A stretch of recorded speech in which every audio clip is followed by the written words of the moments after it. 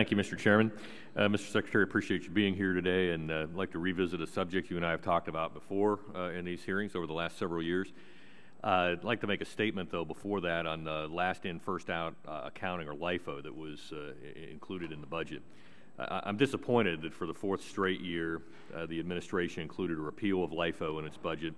LIFO is not a loophole or exotic tax shelter. It's a conventional and well-established accounting practice dating back to 1936 when it was brought into being, and it minimizes inflation gains and accurately reflects replacement costs for inventory.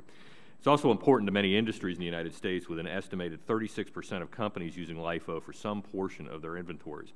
The repeal of LIFO would have a devastating practical impact, and according to your estimate, it would raise overall taxes by $73 billion in the midst of what is a challenging economic climate, with the increase falling heavily on manufacturing companies, thereby significantly reducing the capital they have available for investment in needed machinery, equipment, and ultimately job creation, and frankly would become a huge obstacle to the whole insourcing discussion that has been taking place. Repealing LIFO will further reduce U.S. competitiveness in the global economy at a time when we're trying to encourage more U.S. manufacturing. Indeed, it's going to accomplish just the opposite. Last month, my good friend, Mr. Thompson, and I, along with 20 other colleagues, including many on this committee, wrote a letter to the President asking that he refrain from including the repeal of LIFO in this year's budget. Mr. Chairman, I'd like to submit our letter for the hearing record.